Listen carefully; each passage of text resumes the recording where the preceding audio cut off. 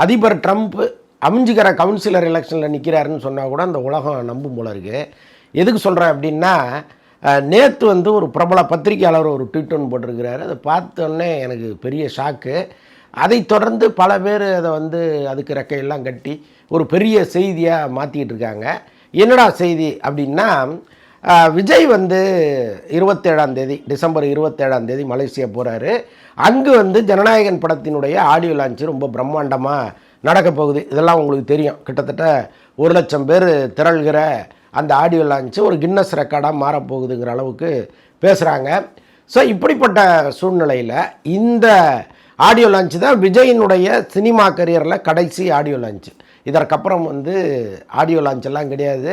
அரசியல் என்ன அவருக்காக இங்கே எழுதி வச்சுருக்கு, என்ன தீர்மானிச்சிருக்குன்னு நமக்கு தெரியாது.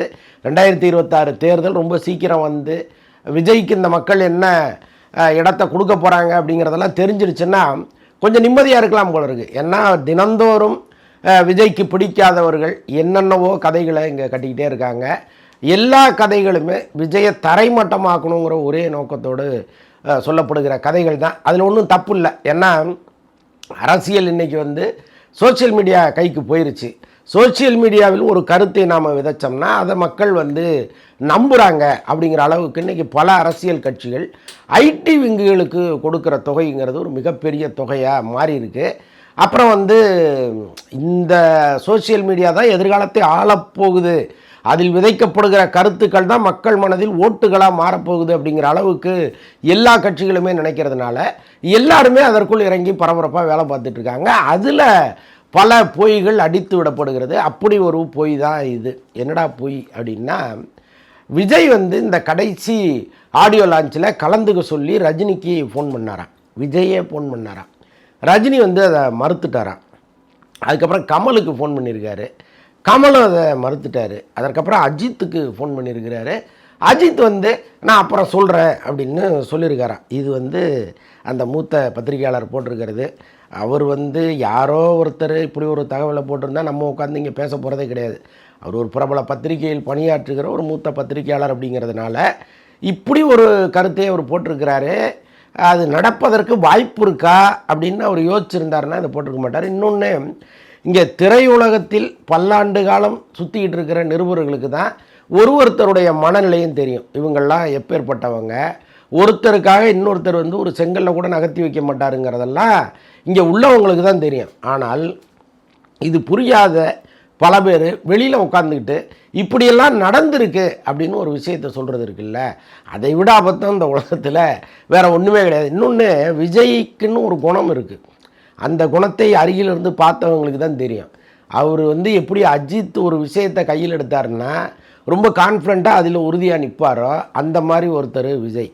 அவர் வந்து நாம் பிழைக்கணும், நாம் எப்படியாவது ஜெயிச்சணுங்கிறதுக்காக யாருக்காலையாவது உருவி யாருக்காவது வெந்நீர் அபிஷேகம் பண்ணி வர்றவர் கிடையாது. அவர் ஒரு முடிவு எடுத்தாருன்னா மக்களை நோக்கி நகர்வார், ரசிகர்களை நோக்கி நகர்வார். ரசிகர்கள் என்ன நினைக்கிறாங்களோ அதை பொறுத்து அவருடைய டெவலப்மெண்ட். அவ்வளோதான். நான் அவர்கிட்ட போய் தலையை சொரிஞ்சிட்டோம்னா நமக்கு இது கிடைக்கும் அப்படிங்கிற ஆள் எந்த காலத்துலேயும் விஜய் கிடையாது. நாங்கள் நீண்ட காலமாக அவரை பார்த்துக்கிட்டு இருக்கோம். அப்படி இருக்கும்போது அவர் எப்படி ரஜினிக்கு ஃபோன் பண்ணுவார்?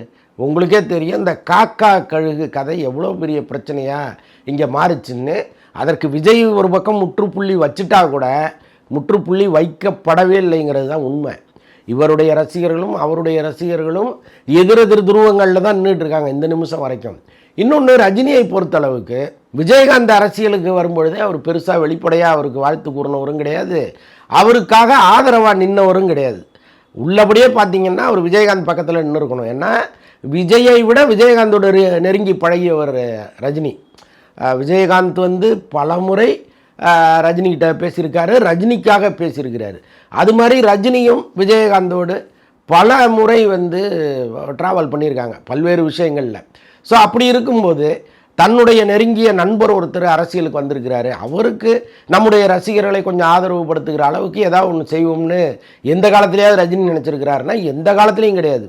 விஜயகாந்த் தனியாக நின்று பெரிய போராட்டம் போராடி எதிர்கட்சி தலைவராக வந்து உட்கார்ந்த பிறகு ஒரு பொது நிகழ்ச்சியில் விஜயகாந்த் உட்காந்துருக்காரு, ரஜினி எந்திரிச்சு போய் கை கொடுத்தாரு. அது ஒரு பெரிய செய்தியாக மாறிச்சு. ரஜினி நினச்சிருந்தா அவர் உட்காந்த இடத்துல உட்காந்துருக்கலாம், விஜயகாந்த் வந்து அங்கேருந்து ஒரு வணக்கம் வச்சிருக்கலாம், அல்லது விஜயகாந்த் எந்திரிச்சு வந்து ரஜினி கை கொடுத்துருக்கலாம் ஒரு சீனியாரிட்டி அடிப்படையில். ஆனால் அது எதுவுமே நடக்கலை. ரஜினி எந்திரிச்சு போய் விஜயகாந்த் கை கொடுத்தாரு. அது வந்து அன்றைக்கி ஒரு பெரிய பேசு பொருளாச்சு. ரஜினியினுடைய குணத்தை எல்லாருமே வியந்தாங்க. ஆனால் விஜயகாந்தினுடைய அந்த வெற்றிக்கு ரஜினி எந்த வகையிலாவது பயன்பட்டுருக்கிறாருன்னா எந்த வகையிலும் பயன்பட்டவர் இல்லை. ஸோ அப்படி இருக்கும்போது ஒரு நண்பனுக்கே உதவி செய்யாத அரசியல் ரீதியாக உதவி செய்யாத ஒரு ரஜினி தன்னுடைய எதிரி என்று கருதுகிற விஜய்க்கு எப்படி ஆடியோ லான்ச்சில் போய் கலந்துப்பார். ஸோ அந்த அடிப்படை ஒரு அனலைஸ் வேண்டாமா? ஒரு மூத்த பத்திரிகையாளர் தானே நீங்கள், அடிப்படையாக இது சரியாக இருக்குமா நம்ம சொல்கிறோமே அப்படின்னு நினைக்க வேண்டாமா? விஜய் எந்த காலத்துலேயும் ரஜினிகிட்ட போய் சார் எனக்காக ப்ளீஸ் நீங்கள் வாங்கலாம் கேட்குற நபரே கிடையாது. தோத்தாலும் தோப்பாரே தவிர ரஜினி வீட்டு வாசலில் போய் அவர் நிற்க மாட்டார். ஆனால் ரஜினி கூட நின்று ஃபோட்டோ எடுத்துக்கணும்னு ஒரு காலத்தில் ஒரு விரும்பினதெல்லாம் உண்டு. ஒரு ஷூட்டிங் ஸ்பாட்டுக்கு இவர் போனார், அவங்க அப்பாவும் வந்திருந்தார், இதெல்லாம் வேறு கதை. ஆனால் இன்றைக்கி அவருக்கு இருக்கிற பொசிஷனுக்கு அவர் வளர்ந்து இவ்வளோ பெரிய இடத்துல திரையுலகத்தில் இருக்கும் பொழுது இந்த ஆடியோ லான்ச்சுக்கு ரஜினி வந்ததுனால் விஜய்க்கு என்ன பயன்? அப்படியே வந்து மொத்த ரஜினி ரசிகர்களும் திரண்டு வந்து விஜய்க்கு ஓட்டு போட்டுற போகிறாங்களா என்ன? அவங்க மனதில் விஜய் எதிரின்னு ஃபிக்ஸ் பண்ணிட்டாங்க. அது வந்து தேர்தலில் கட்டாயமாக எதிரொலிக்கும்.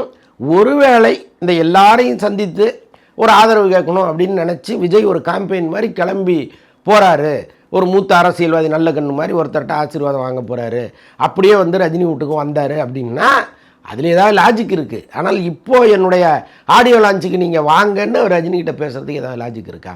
கிடையவே கிடையாது. ரைட்டு. கமலஹாசன் இப்போ யாருடைய காம்பவுண்டில் இருக்காருங்கிறது விஜய்க்கு தெரியாதா என்ன?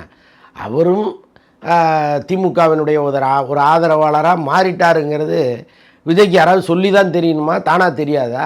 அப்போ அவர் எப்படி கமலுக்கு ஃபோன் பண்ணி சார் நீங்கள் என்னோடய ஆடியோ லான்ச்சுக்கு வாங்கன்னு கூப்பிடுவார்?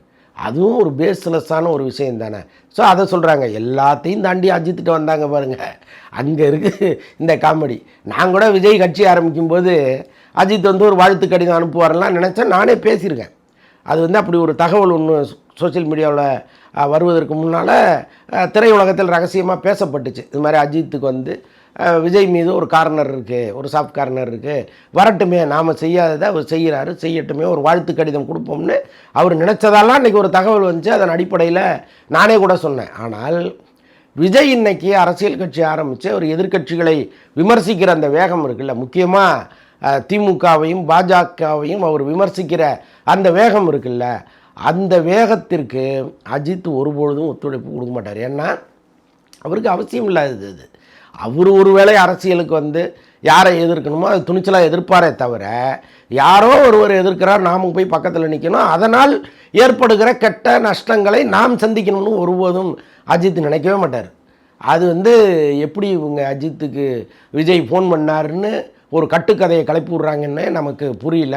இவங்க நோக்கம் என்னென்னா விஜய் வந்து ஒவ்வொருத்தர்கிட்டையே போய் கெஞ்சிக்கிட்டு இருக்காரு, யாருமே வரல, யாருமே விஜய் மதிக்கலைன்னு ஒரு விஷயத்தை மக்கள் மத்தியில் கொண்டு போகணும்னு நினைக்கிறாங்க. அப்படிலாம் நீங்கள் சிரமப்பட வேண்டிய அவசியமே இல்லை. அது ஒன்றும் தேர்தலுக்கு கொஞ்ச நாள் தான் இருக்குது. மக்கள் அவரை எங்கே வச்சுருக்காங்கங்கிறது அந்த தேர்தலில் வெளிப்பட போகுது. ஒருவேளை ஒரேடியாக கதவை சாத்திட்டாங்கன்னா அவர் திரும்ப சினிமாவுக்கு தான் வரப்போகிறாரு. இல்லை அரையும் குறையுமா கதவை சாத்தினாங்கன்னா அவர் தொடர்ந்து இங்கே இயங்கி அவருடைய லட்சியம் என்னவோ அதை நோக்கி நகர போகிறாரு. அல்லது அதை தாண்டி வேறு ஏதோ பிரைட்டாக ஒன்று கொடுத்துட்டாங்கன்னா வாழ்த்துக்கள்மா ரொம்ப நன்றின்னு வந்து அங்கே உட்கார போகிறாரு. அவ்வளோதானே. இது 3 தானே நடக்க போகுது. இதில் நீங்கள் ரஜினியோ கமலோ அஜித்தோ அவர் கூட வந்து நிற்கலன்னு என்றைக்காவது அவர் அழ போகிறாரா? எதற்கு இப்படி ஒரு புரளியை நீங்கள் கிளப்பி விட்றீங்க? இது மட்டுமல்ல, தொடர்ந்து இவங்க கிளப்பி விடுற புரளிகள்லாம் இருக்குல்ல, அதெல்லாம் வந்து காது கொள்ள முடிய மாட்டேங்குது. அவ்வளவு புரளிகளை கிளப்பி விட்றாங்க. அதில் எந்த விதத்திலும் லாஜிக் இல்லாத புரளிகளாக இருக்குது. இங்கே சோஷியல் மீடியாவில் என்னென்னா யாராவது ஒருத்தர் ஒன்று சொல்லிட்டாருன்னா ஆஹா ஓஹோ பாத்தியா சூப்பர் அப்படின்னு சொல்லிவிட்டு அதை ஷேர் பண்ண ஆரம்பிச்சிடுறாங்க. அதில் உண்மை இருக்கா, அதில் ஏதாவது லாஜிக் இருக்கா அப்படின்னு யோசிக்கணும்ல. அப்படி யாரும் எதையும் யோசிப்பதே கிடையாது. அதனால தான் இந்த மாதிரி கட்டுக்கதை மன்னர்கள் தினந்தோறும் வந்து கட்டுக்கதைகளை அவிழ்த்து விட்டுக்கிட்டே இருக்காங்க. அதில் ஒரு பயங்கரமான கட்டுக்கதை தான் விஜய் இவங்க 3 பேர்கிட்டையும் பேசினாருங்கிறது. இவர் பேச போகிறதும் கிடையாது, அவங்க வரப்போகிறதும் கிடையாது. இது இல்லாமலே அந்த விழா மிக சிறப்பாக நடக்கும். சொன்ன மாதிரி அது கின்னஸில் இடம்பெறுகிற ஒரு மிகப்பெரிய விழாவாக தான் மாறப்போகுது. வெயிட் பண்ணி பாருங்கள்.